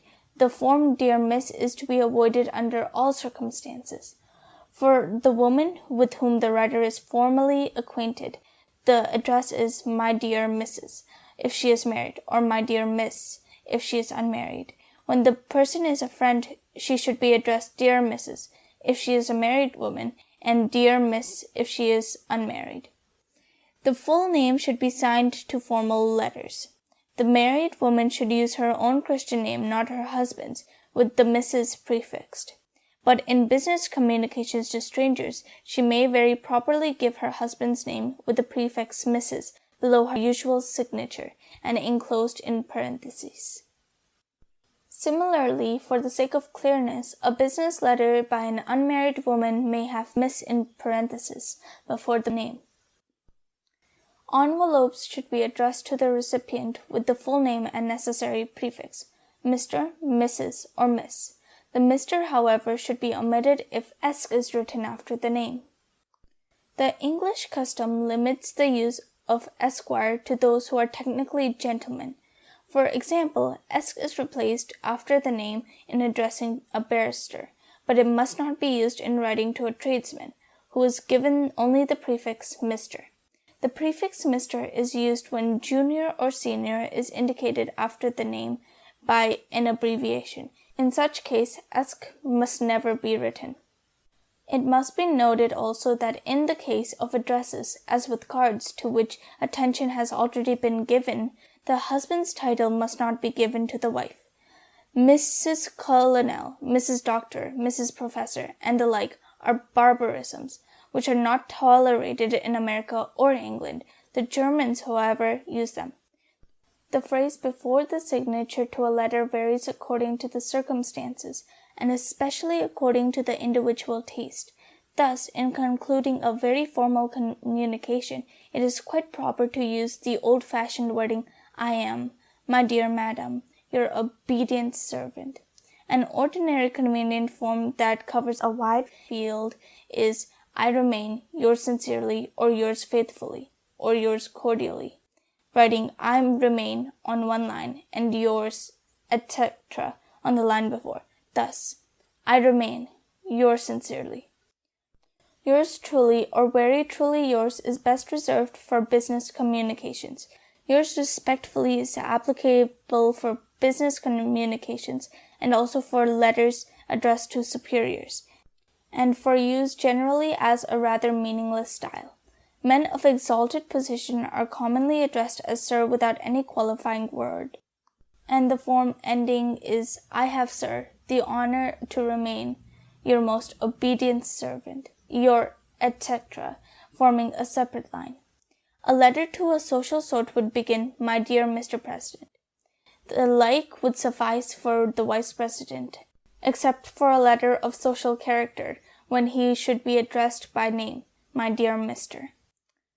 A judge of the Supreme Court, a senator, a member of the House of Representatives, a cabinet officer, the governor of state, etc., all have the same formal sir as the address and with the corresponding phrase in conclusion. But there is variation in the address when the letter is of social import. The justice may be addressed, My dear Justice, or Dear Mr. Justice. The senator is addressed, My dear Senator.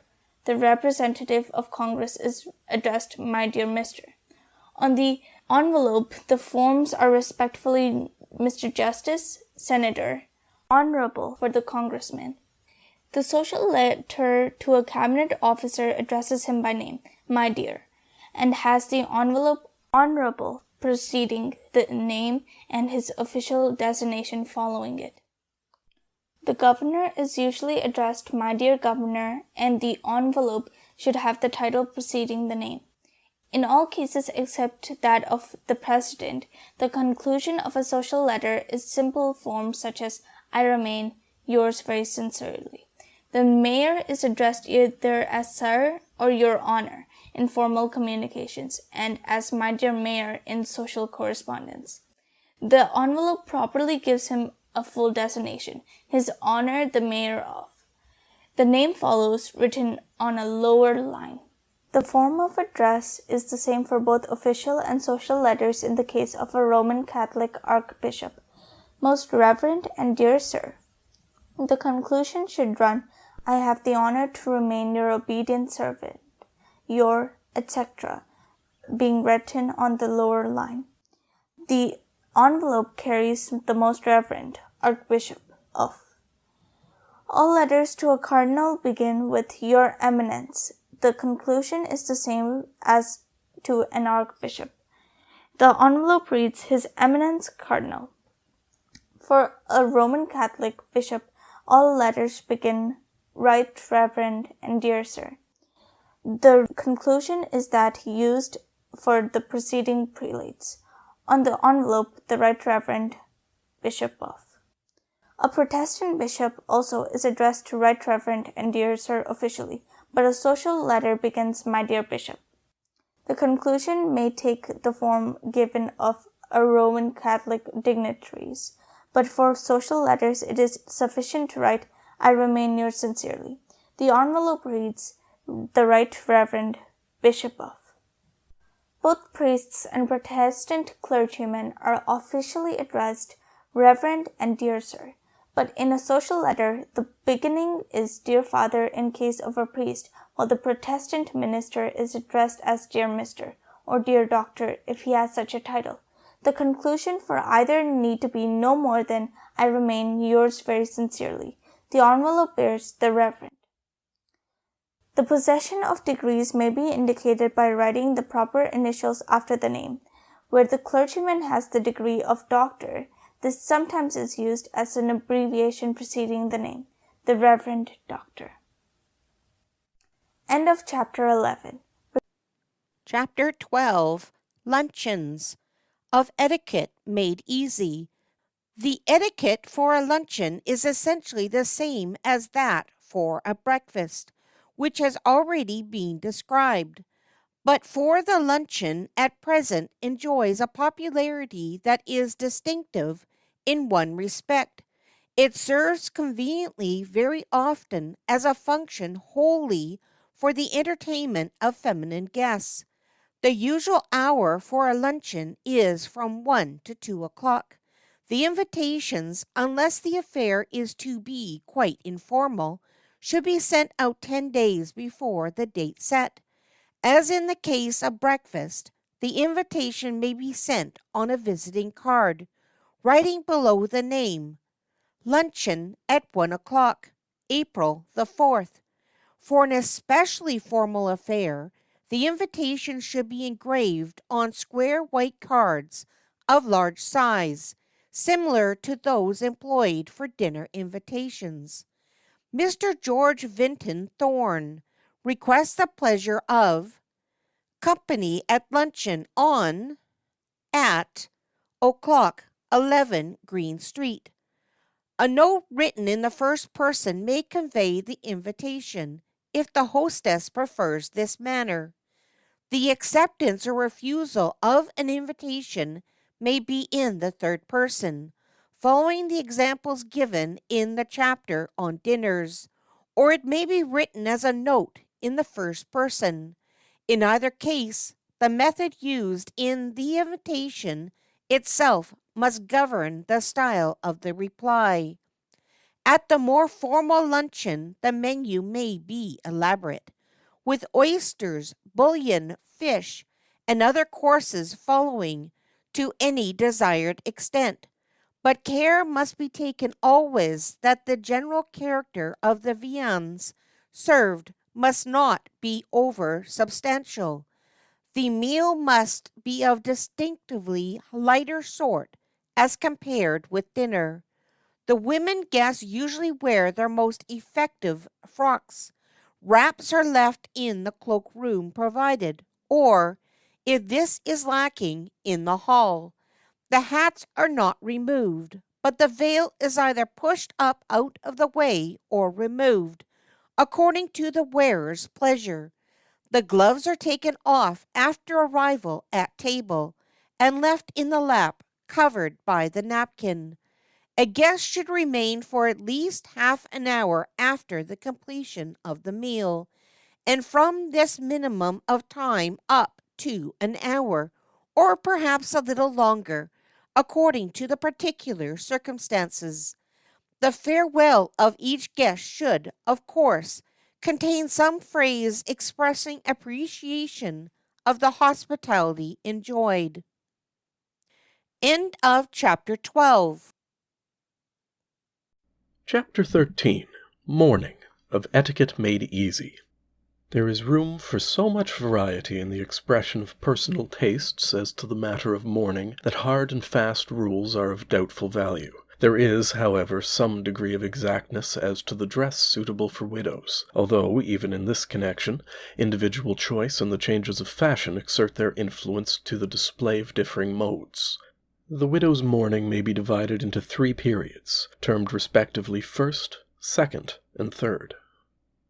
The first mourning includes the entire costume in black. Usually the material of the dress is of worsted, with a trimming of crepe. The black bonnet is of crepe, and from it hangs a long veil, also of crepe. Formerly, these veils were of extreme length, reaching even to the hem of the gown. The tendency has been, however, toward shortening the veil, and the present fashion insists on only a moderate length. Another veil, worn over the face, was formerly both long and heavy, but the style has been modified, and at present it is of lighter texture and of much briefer proportions. The bonnet has white ruching within the front edge, and the gown is trimmed with sheer white cuffs, and a collar of the same material. The gloves must be of dull black, and ornaments of dull jet, with a black bordered handkerchief. The first mourning should be worn for a full year. A change may then be made to second mourning, in which the dress may be of crepe de chine or dull silk, with a hat carrying black chiffon, etc., and ornaments of dull jet. The third mourning is assumed after another 6 months. In this, white and lilac are permitted to relieve the somberness of the attire. This mourning is worn for a period of 6 months also, after which colors may be resumed. It should be noted that the white ruche on the bonnet is the one distinctive feature of the first mourning that designates the wearer as a widow. A woman may wear exactly the same costume, with the exception of the white ruche on the bonnet, in the mourning for a parent, a child, a brother, or a sister. The period for wearing mourning in such case, and the changes in it, may follow the details given above for widows. Mourning for a parent-in-law is black, with the crepe omitted. This is worn for only a month, and is followed by any preferred combinations of black and white, relieved by lilac for a fortnight or a little longer. The mourning for close relatives worn by a young unmarried woman does not include the bonnet and veil. Instead, a hat trimmed with crepe is worn, and a black net veil over the face is trimmed with crepe. After 6 months or a year, the crepe is omitted from hat and veil, and also from the gown. Black and white and lilac are then deemed suitable. Usually, however, the older unmarried women wear the veil and bonnet of the first mourning, as do widows, but with the white ruche omitted. Mourning is not usually adopted when the death is of relatives-in-law or of a grandparent. 3 months is ordinarily sufficient for mourning in the case of an uncle or aunt, and it does not include crepe. Ornaments may be worn, though preferably of a very quiet sort. In general, it is well to bear in mind that mourning should not be worn except for the members of one's immediate family. Of course, the particular circumstances in each case must be a determining factor. For example, while mourning is not customarily worn for a cousin, yet a girl who had made a home with such a relative might appropriately wear mourning as for her own mother. Crepe is not deemed suitable for girls not yet old enough for a formal entrance into society, and children should be spared the lugubrious trappings of woe in every case. But a girl about 16 years of age, on the death of a member of the family, appropriately wears a black dress, relieved only by touches of white, and a black hat with dull black ribbons. She should leave off jewelry, but she should not carry a handkerchief with black border. The mourning for a widower is often divided into 2 periods. During the first, black is worn throughout in the costume, with white linen. The hat band is of crepe. The present tendency is to make this band much narrower than it was of yore. It is left off altogether after a year, or perhaps 8 months, as the second mourning begins. The second mourning permits the use of grey and white in the costume. A man's mourning for a child, parent, brother, or sister may continue for a full year, or it may be put off after 6 months according to his choice. The mourning includes a hat band of crepe. If a man wishes to wear mourning for a more distant relative, he may use the black and white and grey of the widower's second period, but the men ordinarily do not assume mourning for any except closest relations. A mourning band on the sleeve is sometimes worn by men, but it is impossible to describe its significance from the standpoint of propriety, since it is worn equally for those most closely related and for those most distantly, without distinction, and since it is a custom derived originally from England, where it serves as a cheap method of providing mourning liveries for servants. After the loss of a close relation, a woman pays no calls for 6 months. After that time she may visit her intimates, but not on their at-home days. She may also attend concerts and theatre matinees and the like in a very quiet way. After a year she may appear at small dinners, and at the theatre in the evening and the like. But box parties and all the elaborate functions, such for example as balls, must not be resumed until the period of mourning has expired. Elderly women are likely to prefer a mourning garb for the remainder of their lifetime, after the death of a husband. In such cases, after perhaps 2 years, the widow's bonnet and veil are given up, and nun's veiling is substituted. While the gown remains black, the crepe is omitted from it, and the mourning handkerchief is no longer carried. Jewelry is worn, but not of an ostentatious kind. End of Chapter 13. Mourning. Chapter 14, Musicales, of Etiquette Made Easy. The musicale is merely a formal at-home where music is made a special feature of the entertainment. Throughout, the procedure is that of an at-home, and the details are to be found in full in the chapter under that heading. The only formal difference is in the wording of the invitation, which makes mention of music as the feature. The invitations are engraved and may take either of the two usual forms according to the choice of the hostess. Mrs. George H. Baxter requests the pleasure of blank's company at a musicale on Friday evening, May 1st at 9:30 o'clock, 27 Maple Street. Or the at-home form may be used as follows. Mr. and Mrs. George H. Baxter, at home, Friday evening, May 1st at 9:30 o'clock, 27 Maple Street. Music. Such an affair in the evening is often of the most elaborate character and is essentially a concert, but a musicale may be given with equal propriety in the afternoon. The form for engraved invitations is precisely the same, with the simple exception of the hours named, for the afternoon entertainment specifies the time as from 4 until 7 o'clock. For a less formal occasion, a hostess may extend her invitations by sending a visiting card on which she writes below her name, Friday, May 1st, 4 to 7 o'clock, and beneath this the single word music, or in place of the word music she may write to hear blank, adding the name of a particular performer. The obligations of the guests follow in all respects those to which attention has been already given under the title At Homes. Thus, in the matter of costumes, the usage resembles that explained concerning correct garb for both afternoon and evening receptions in the earlier chapter. It might be well to emphasize the fact that no direct reply is required for an invitation announcing that the hostess will be at home on a certain date. But the case is quite otherwise when that form of invitation is employed which requests the pleasure of the guests' companies. This demands a prompt answer, whether of acceptance or of refusal, which should be couched in the third person. Thus, Mr. and Mrs. Henry Sage Beckett accept with pleasure Mrs. Baxter's kind invitation for May 1st, 19 Wentworth Square. April 21st, 1919. Or, in the event of inability to accept or disinclination, the answer should run as follows.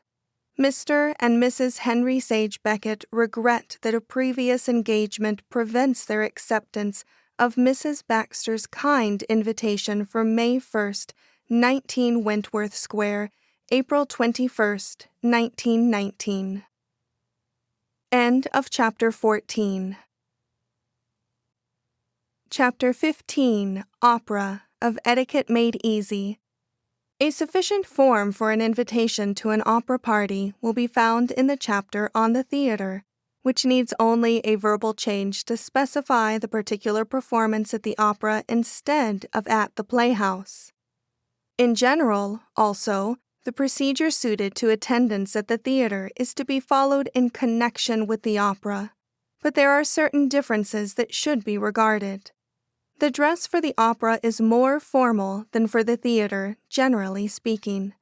The man, for example, usually keeps his white gloves on. The woman, for her part, wears a gown that is sleeveless and décolleté, and displays jewels according to her means or taste. An aigrette takes the place of the hat that may be worn to the theater. Nevertheless, it is quite permissible for a woman occupying a stall in the orchestra at the opera to wear a costume of the sort commonly seen at the theater. Visiting at the opera is a distinctive feature, facilitated as it is by the number of boxes, so greatly in excess of those with which the theater is supplied. For it is with the boxes that this visiting is chiefly concerned, though it reaches to some extent to the orchestra stalls. Between acts is the proper time for such calls, which are usually, but not exclusively, paid by men. A gentleman may call on a lady of his acquaintance in a box, though she is a guest of a host or hostess who is not known to him. In such case, the woman to whom he pays the visit must introduce him to her entertainer. but an introduction of the sort is merely formal and entails no necessity of subsequent recognition by either party. No more than 5 minutes, or even less, should be given to such calls, but some discretion is permitted by the particular circumstances. Thus, where there are many coming and going, the time should be shorter than when there are few other visitors, or none. The call should never extend beyond the end of the intermission. Since an opera box is equipped with a vestibule of its own, the women do not leave their wraps in the cloakroom, but wait until their arrival at the box, when they are taken off in the vestibule. Afterward, on entering the box, the chaperone and other older women precede the younger and are offered the choice of seats, but they usually prefer the less conspicuous positions, and the chairs at the rail are given to the debutantes or younger matrons. The exact arrangement is always a matter for the display of tact on the part of host or hostess. Visiting among the stalls is necessarily more limited, but is practiced to any extent rendered convenient by location. In such visiting, the ordinary amenities of social intercourse are to be observed. The men, for example, must stand when a lady enters the box in which they are seated, and they should remain standing until her departure, or until she has taken a chair. End of Chapter 15. Chapter 16. Private Theatricals of Etiquette Made Easy. Private theatricals are usually the feature of an evening function. The form of invitation is exactly the same as for a musical, with the one exception in substituting theatricals at 10 o'clock. The phrase appears thus in the at-home form of announcement. When the invitation requests the pleasure of the guest's company, at private theatricals is preferred as the descriptive statement. On occasions when the theatricals are to be followed by a dance, the word dancing is added at the bottom of the card. The letters R, S, V, P are commonly employed in connection with such invitations, and their appearance on the card emphasizes the necessity of a written reply. End of Chapter 16. Chapter 17, Receptions of Etiquette Made Easy. All details of the etiquette that has to do with receptions, whether they are held in the afternoon or in the evening, are carefully described in the chapter treating various forms of the at-home. End of Chapter 17. Chapter 18, Smoking of Etiquette Made Easy. A guest in the home of another must not smoke unless invited to do so by host or hostess. A man in the presence of a lady must not smoke unless he asks for and receives permission to do so. A man should not smoke when walking with a woman in public. A man must not converse while holding cigar, pipe, or cigarette in his mouth. End of Chapter 18. Chapter 19, Stairs of Etiquette Made Easy. In a former generation, women hid their ankles and gave brief glimpses of them only by accident or naughty design. It was then required of a gentleman that he should precede a lady in ascending stairs. Today, fashion has cleared away all mystery concerning feminine ankles, and a gentleman is permitted to follow the lady as she mounts the stairs. End of Chapter 19. Chapter 20. Street Etiquette of Etiquette Made Easy. When a man and a woman walk together in the street, the man's proper position is usually on the side toward the curb, and he maintains this place also when walking with two women. He should never station himself between them, unless under the informal circumstances of a country road, or the like.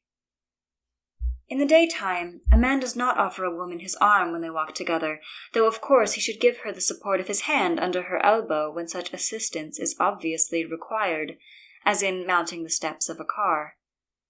But in the evening, a man properly offers his arm to a woman when they are to walk together, and she lays her hand on his forearm. They should never hook arms. When a man and a woman who are acquainted with each other meet in the street, it is the woman's place to extend recognition by a nod and smile, which latter varies from coldness to warmth according to her will. On receiving such recognition, for which in any formal acquaintance he must wait, the man raises his hat and at the same time bows. When a man is walking with a woman, he must salute in the same fashion any others that pass who recognize either himself or his companion, except that where the person is not an acquaintance of his own, he merely lifts his hat without bowing. When a man encounters a woman on the street and wishes to talk with her, he should not detain her, but with her permission should turn and walk beside her. The woman, however, is privileged thus to retain the man in conversation, but she should withdraw to one side, out of the way of passers-by. In escorting a woman in a car, the man should assist her to enter and then follow. But in leaving, he precedes her and descends first, then turning to help her down. Good sense must determine the precise conduct for propriety in various circumstances. Ordinarily, where a couple cannot well walk side by side, the man follows behind the woman. But where the way is difficult for any reason, he goes in advance, as, for example, when it becomes necessary to force the way through a crowd. Some men make a point of standing uncovered throughout the length of any conversation with a woman in the street. This mode is not to be encouraged, especially in the inclement northern winter. Merely raising the hat at meeting and again at parting is quite sufficient. End of Chapter 20. Chapter 21. Table Manners of Etiquette Made Easy. Deportment at table is the most important single item in the total of good manners. Yet the requirements are very simple, so simple indeed that there is little excuse for those who fail in them. It should hardly be necessary to say that the position must be one of well-balanced erectness. A man's hands should be kept in his lap when not busy, so of a woman's formerly. Of recent years, a new custom has crept in, and it is common to see a woman's forearm or elbow resting at ease on the table. The napkin is only partly unfolded and laid across the lap.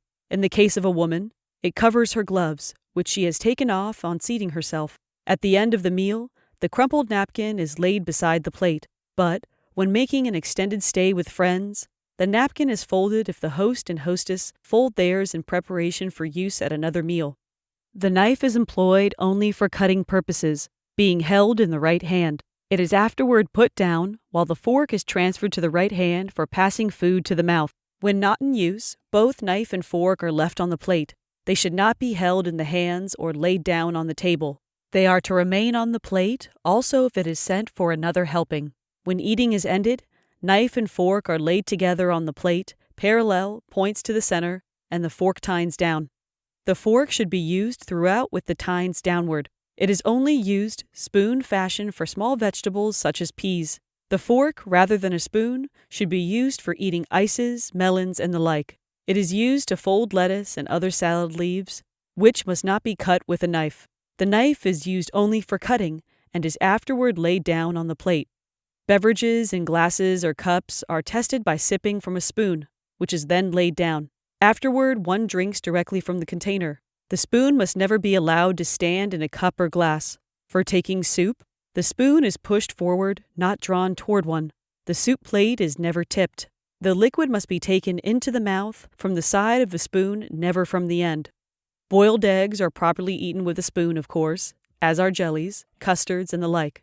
Grapefruit and various fruits served with cream and cereals. A finger bowl is properly used on finishing a fruit course. A slight rinsing of the fingertips suffices, after which they are wiped on the napkin. Butter is not served at formal dinners. At all other meals, a special plate is laid for bread and butter, and a small knife of silver for spreading the butter. The bread is broken with the fingers, a mouthful at a time, and separately buttered. Cake is eaten either in the fingers or with a fork. Cheese is cut into small pieces. Each piece is placed on a mouthful of bread or cracker, and then eaten from the fingers. Apples, pears, etc. are quartered, peeled, cut in mouthfuls, and then eaten from the fingers. Smaller fruits with pits are eaten from the fingers. Each pit is taken from the mouth in the closed hand and deposited on the plate. Asparagus is eaten with a fork. That part of the stalk not easily cut by the fork is left. But burr artichokes are eaten from the fingers a leaf at a time, After it has been dipped in the sauce, only the heart demands the use of a fork. Celery, olives, and radishes are eaten from the fingers. So, also, are crystallized fruits, almonds, and other nuts. When leaving the table at the conclusion of a meal elsewhere than in one's own house, the chair is left without being pushed back close to the table. End of Chapter 21. Chapter 22. Teas of Etiquette Made Easy. In the country where the dinner is in the middle of the day, the evening meal is called either supper or tea, and an invitation to tea ordinarily means an invitation to the evening meal. In England, where afternoon tea serving is universal among all classes, the evening meal is frequently designated high tea. The properties concerning afternoon tea are explained in the chapter entitled At Homes. End of Chapter 22. Chapter 23. Theatre Parties of Etiquette Made Easy. When a theatre party is to be given, it is not customary to use the engraved form of invitations, but notes written in the first person suffice. 97 Hamilton Street, May 1st, 1919. My dear Miss Hammer, will you give me the pleasure of dining with me on Wednesday evening of next week at 7 o'clock, and of afterward witnessing the new play at the Brook Theatre? In the hope that you are free that evening and kindly disposed toward my invitation, I remain, yours sincerely, Mary Holmes. To such an invitation, the guest should return an immediate reply, either of acceptance or rejection, written in the first person after the manner of the other missive. It is within the discretion of the host or hostess to secure orchestra seats or a box. Care should be taken in the case of a box not to have a sufficient number of guests to cause crowding. The invitations should be sent out about a week before the evening of the party, but a longer or shorter notice is permissible. A bachelor may find it more convenient to give his invitations in person, orally, and such laxity is allowable on his part. The giver of the entertainment may use his or her discretion in having attendance on the play preceded by an early dinner party, which may include all or only part of his guests, or having it followed by a supper party, or the theatre alone may be deemed a sufficient entertainment.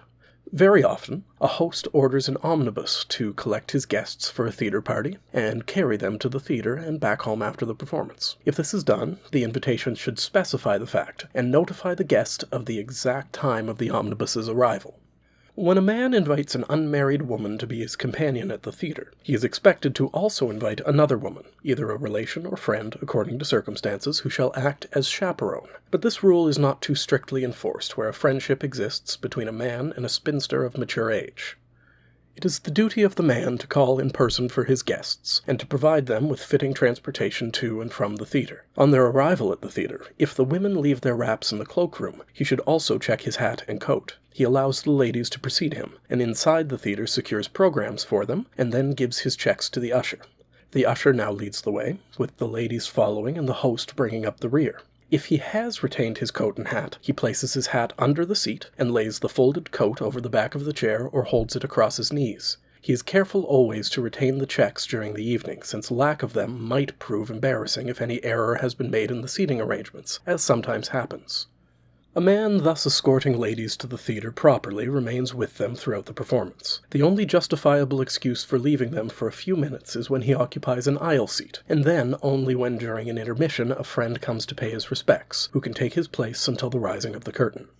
The man wears evening dress for the theatre. He should by no means appear in a tailless coat when acting as an escort for ladies, or when a guest in a party that includes ladies. He is permitted, however, to remove his gloves on arrival at the theatre. The silk hat is often inconvenient for theatre purposes, and for that reason the crush hat has been preferred. But this folding form of headgear has lost its vogue to a great extent, and there is a growing tendency toward the use of a black soft hat for such evening wear. The more usual form of women's dress is not the décolleté of the ball gown, but a less extreme style, with sleeves. It is, of course, of such elegance as to suit the occasion, but the low neck and sleeveless gown is frequently to be seen, more especially in the boxes. With the less formal costume, a hat is worn. This and the veil may be removed in the cloakroom, or if the wrap is retained, it may be kept on until the seat is reached. The outer garment is then folded and laid over the back of the chair. After having seated herself, the woman then unpins her veil and removes it, together with the hat, and these are afterward held in the lap. If the arrival at the theatre is a little late and the wraps are not left in the cloakroom, it is the part of good taste to remove them before passing down the aisle to the seats. Otherwise, their removal becomes an unpleasant interruption to those seated nearby. This same matter of consideration for the rights of others is the reason why it is necessary that the hats should be removed, since it would shut off the view of the stage from those seated behind. It should be borne in mind always, also, that this consideration for others should extend to the matter of conversation during the performance, which must be rigidly suppressed. Care ought to be taken in every respect, lest there be an impolite intrusion on the rights of others. If there is supper in a restaurant after the play, the wraps should be left in the cloakroom as a rule, but a woman may retain one of a sort that is not cumbersome, according to her pleasure. The hat is not removed for the meal. The veil may be either pushed up or taken off according to the individual preference. The gloves are removed after the party is seated at the table and kept in the lap under the napkin until the conclusion of the meal. They are put on again before leaving the table. End of Chapter 23. Chapter 24, Weddings, of Etiquette Made Easy. The wedding invitations are sent out fully 2 weeks before the marriage, at least, and they may be sent earlier, up to a limit of 2 months. The invitation is engraved on white paper, of which there is a double sheet. The invitation itself must occupy only the first page. An average size is between 7 and 8 inches in length and about an inch less in width. Script is usually preferred. The invitation is folded once and placed in an unsealed envelope with the guest's name written on it. Another envelope is used to contain this, on which are written both the name and address, and it is sealed for delivery by post or messenger. It should be borne in mind that, while husband and wife are joined in a single invitation, other members of the family must be separately invited, except that more than one daughter may be included under the designation the Misses, and similarly more than one son, the Misters. Otherwise, a daughter receives an individual invitation, as does also a son. In cities, on the occasion of church weddings, where strangers often intrude, it is common to enclose with the invitation a small card inscribed, "Please present this card at the Church of the Incarnation on Tuesday, June the 1st. A standard form for the wording of the invitation is as follows. Mr. and Mrs. Henry L. Hudson request the honor of your presence at the marriage of their daughter, Harriet, to Mr. James Meade Trowbridge, on Tuesday afternoon, June the 1st, at 3:30, the Church of the Incarnation, Baltimore. The invitations are issued in the names of the bride's parents, or lacking them, in the name of her nearest relative, unless this should be an unmarried sister. When the invitations are issued by a brother, his name only may be used, even though he is married. But when the relation is a married woman, the name of the husband also appears on the invitations.